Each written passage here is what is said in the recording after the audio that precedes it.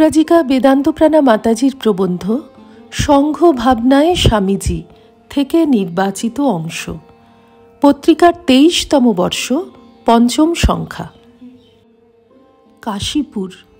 এখানেই শ্রীরামকৃষ্ণ কল্পতরু হয়ে ভক্তদের দুহাতে কৃপা বিতরণ করলেন। অন্যদিকে নিঃস্বার্থ শুদ্ধ ভালোবাসায় ত্যাগী সন্তানদের অমূল্য জীবন গড়ে দিলেন। একদিকে শ্রীরামকৃষ্ণের সেবায় সকলে সমর্পিত প্রাণ, অন্যদিকে নরেন্দ্রনাথের প্রেরণায় শাস্ত্রচর্চা আর তীব্র সাধন ভজন। কাশীপুরেই শ্রীরামকৃষ্ণ গেরুয়া বস্ত্র দান করে এবং ভিক্ষায় উৎসাহ দিয়ে এক ত্যাগী মণ্ডলী সৃষ্টি করেছিলেন। বলতে গেলে এখানেই ভাবী সংঘের বীজ বপন হল। নরেন্দ্রনাথকে নিত্য সন্ধ্যার পর 2-3 ঘণ্টা ধরে ওই ত্যাগী পার্ষদদের কিভাবে পরিচালিত করে একত্রে রাখতে হবে সেই বিষয়ে শিক্ষা দিতেন। ঠাকুরের আচরণে তখন মনে হতো সংঘকে প্রতিষ্ঠিত করার জন্যই যেন তিনি ওই রোগ বরণ করেছেন।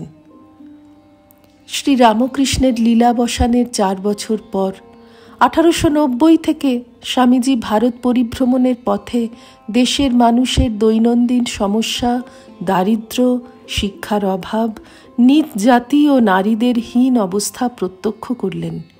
দেখলেন ধর্মভূমি ভারতে ধর্মের ভাব কত ম্লান। ধর্মের নামে রাজত্ব করছে রাশি রাশি কুসংস্কার আর লোকাচার। যে ভারত আগামী দিনে শ্রীরামকৃষ্ণের মহান ভাব ধারণ করে বিশ্বের অধ্যাত্ম জীবনে প্রাণ সঞ্চার করবে, সেই দেশের এই পরিণতি। এই নিদ্রিত ভারতকে জাগ্রত করার দায়ই তো শ্রীরামকৃষ্ণ তাকে অর্পণ করেছেন। চাই অন্য সংস্থান, শিক্ষার আলো। পরাধীন জাতির মানুষগুলি আত্মবিস্মৃত, তাদের হারানো ব্যক্তিত্ব ফিরিয়ে দিতে হবে। আত্মবিশ্বাস জাগিয়ে দাসসুলভ ঈর্ষা আর হিংসার হাত থেকে তাদের মুক্ত করতে হবে। এই ভারত চিন্তা নিয়েই স্বামীজি বিদেশ যাত্রা করলেন। সেখান থেকেই সংঘভাবনার রূপরেখা সুস্পষ্ট হয়ে উঠতে লাগল। 1894 সালে আলমবাজার মঠের গুরুভাইদের স্বামীজি সম্বোধন করে লিখছেন, রামকৃষ্ণ পরমহংস জগতের কল্যাণের জন্য এসেছিলেন। তাকে মানুষ বলো, ঈশ্বর বলো বা অবতার বলো, আপনার আপনার ভাবে নাও। তোমরা তো কিছু চাও না। এতদিন তার নাম, তোমাদের চরিত্র চারিদিকে ছড়িয়েছ, বেশ করেছ। এখন অর্গানাইজড হয়ে ছড়াও। প্রভু তোমাদের সঙ্গে, ভয় নাই। শ্রীরামকৃষ্ণের বিশ্বব্যাপী পরিকল্পনাকে কার্যকরী করতে সহায়তা করতে পারেন একমাত্র তাঁর ত্যাগী সন্তানগণ। তাঁরা শ্রীরামকৃষ্ণের হাতে গড়া। ধর্মজগতের এক একজন দিকপাল তাঁরা, ত্যাগ বৈরাগ্যের জ্বলন্ত বিগ্রহ। তাঁদের অমেয় চরিত্রবল, ঈশ্বর বিশ্বাসী মহাশক্তিমান পুরুষ। নতুন যুগচক্রকে সচল করতে তাঁরাই এবার যন্ত্র হবেন।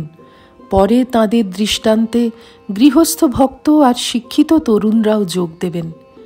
ওইসব ঈশ্বরপরায়ণ, স্বাধীন, মুক্ত স্বভাব তপস্বীদের রামকৃষ্ণ সংঘের কর্মকাণ্ডে উদ্বুদ্ধ করা ছিল স্বামীজির কাছে পাশ্চাত্য বিজয়ের চেয়েও অনেক কঠিন কাজ।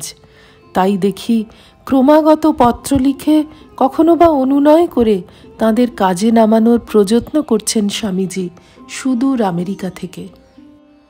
1897 সালে স্বামীজি যখন ফিরলেন, তখন তাঁর সামনে 2টি গুরুত্বপূর্ণ দায়। একটি হলো সমস্ত গুরুভাইদের লোককল্যাণ কর্মে উদ্বুদ্ধ করে তাঁর পরিকল্পিত পথে পরিচালিত করা, আর সংঘবদ্ধভাবে শ্রীরামকৃষ্ণের বাণীকে রূপদান। দ্বিতীয়টি শ্রীরামকৃষ্ণভাবে উদ্বুদ্ধ তরুণদের ত্যাগব্রতে দীক্ষাদান। বলরাম বসুর বাড়ির হলঘরে 1 মে 1897 রামকৃষ্ণ মিশন অ্যাসোসিয়েশনের সূত্রপাত হল শ্রীরামকৃষ্ণের সন্ন্যাসী সন্তান আর গৃহী ভক্তদের নিয়ে। শ্রীরামকৃষ্ণার্পণমস্তু। নিবোধত আজকের পাঠ আপনার ফোনে রোজ পেতে চাইলে সাবস্ক্রাইব ও বেল আইকন দুটোই ক্লিক করুন। রামকৃষ্ণ ভাবধারা প্রচারের সঙ্গে থাকুন।